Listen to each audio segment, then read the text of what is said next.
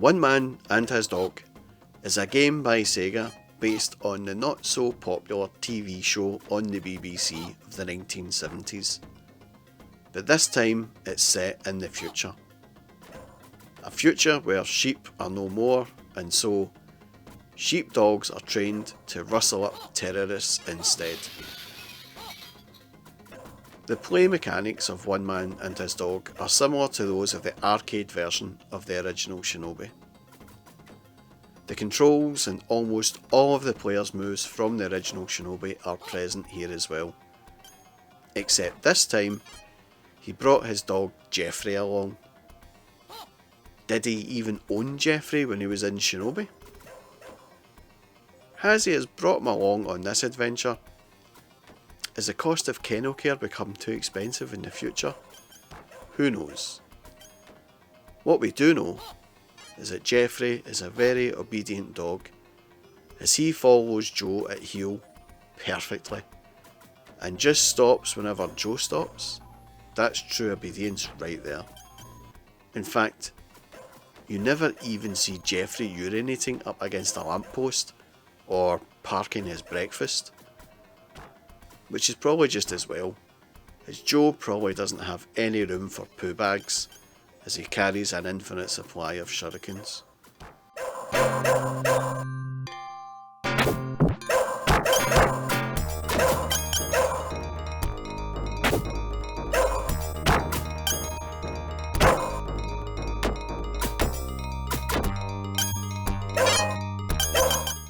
The game sees Joe and Jeffrey go for walkies across 4 different missions. The 4 different missions, consisting of 3 stages for the first mission and 4 stages each for the remaining 3. In the first few stages of each mission, Joe and Jeffrey must collect a certain amount of time bombs scattered throughout the stage in order to proceed to the goal. The final stage in each mission is a confrontation between Joe and one of 4 bosses: an armoured giant throwing energy balls, a weaponised tank engine, a woman armed with a shield or weapon device, and a female ninja using magic and an aginata. Jeffrey is not present during these battles. Between each mission, there is a bonus stage minigame seen from the character's perspective, as he tosses shurikens at enemy ninjas dropping down from a building. The player is awarded an extra life after successfully completing the minigame.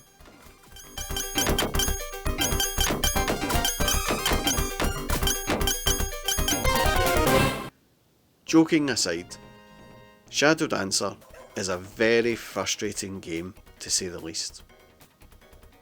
The sheer amount of memorization required for each level is massive. You could literally spend a whole credit just learning the enemy placement in one level. And then you have to repeat the process on the next stage. It's a good job that the game comprises of only 4 missions, as by the end of the game your brain is fried. Let's have a look at the end of level 1-2. So you think you are finished here? you make your way up the stairs, then out of nowhere a dude with a knife, and that's it. Bam, back to the start. And then when you get to that bit again, you forget about the 3 dudes with knives behind you, and then boom, back to the start. It is really annoying. There are no mid-level checkpoints in this game, so if you get all the way to the end of a level and die, that's just too bad. You lose a life and some patience, and you have to start again. The worst level for this is level 2-2. I mean, this level is huge, right? And it's littered with enemy placement, all designed to trip you up. Now, I don't have a problem with small degrees of memorisation. I think it's okay in small doses, but in this game it's just ridiculous. Learning enemy patterns is one thing, but to have to learn the enemy placement for each level, it's almost like this game was just a cash grab by Sega.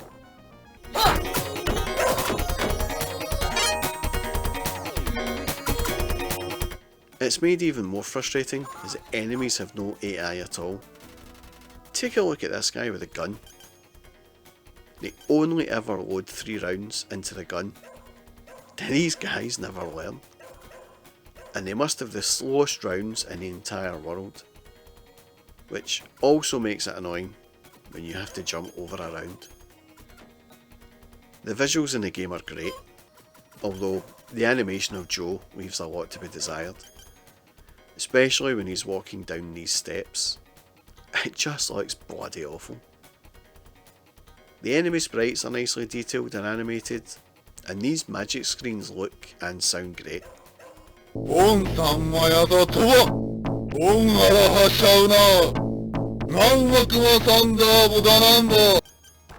The sounds are okay, with the sounds of the shuriken striking enemies sounding very meaty when it connects, and it makes this metallic ting noise when hitting an object.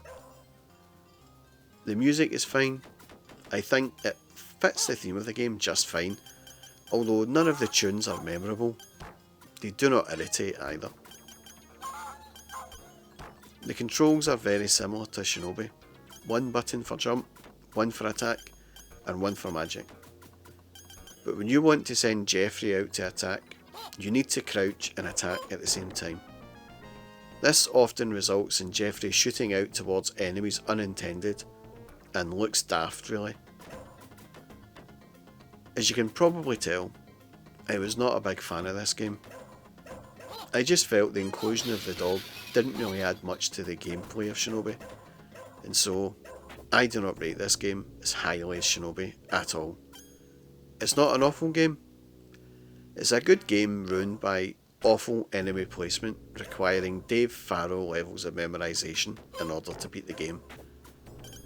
When my mate told me he was going to get it in the MegaDrive, I thought to myself, go ahead, it's only 35 quid you're wasting after all.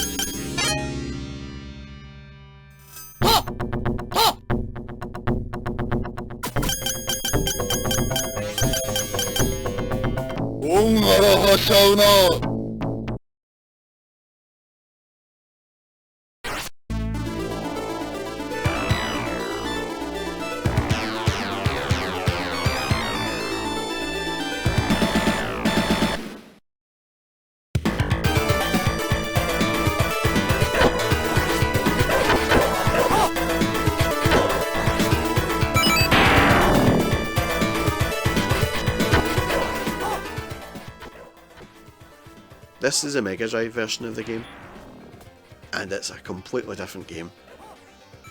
This is a pretty similar situation to eSWAT, where the MegaDrive port was different from the arcade. The question is though, was it better? Well, in my opinion, it was miles better. Like eSWAT, the sprites and everything else is just that little bit smaller, but in terms of playability, it's great. For a start, the controls are improved. This time, to send Jeffrey out, you have to charge the attack button. This removes the needless sending out of him to attack by mistake. The next improvement was the fact you don't need to memorise every level to beat the game. As the game has smaller sprites, it makes the play area that little bit bigger, and thus makes it easier to see oncoming enemies and gives you time to react.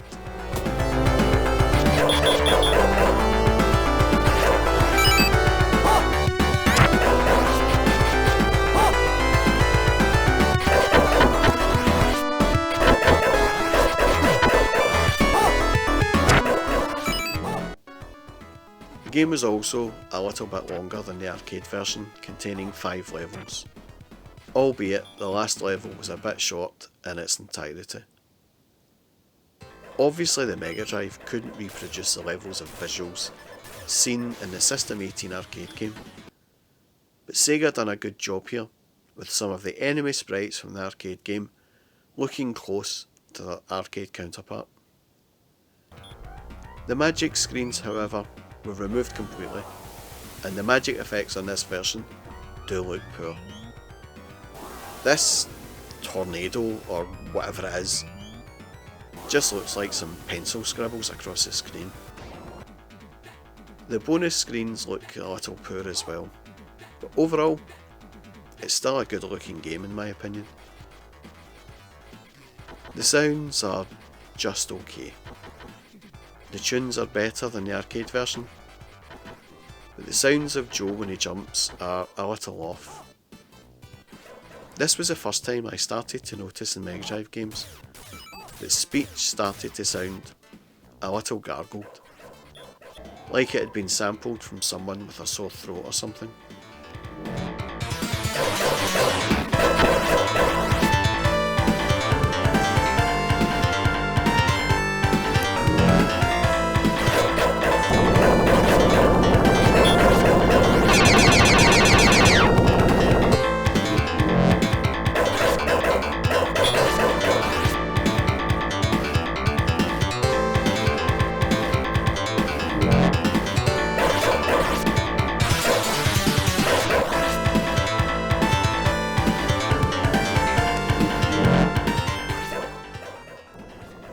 But the main reason why I liked this game was that it was the closest thing to Shinobi you were ever going to see on the MegaDrive.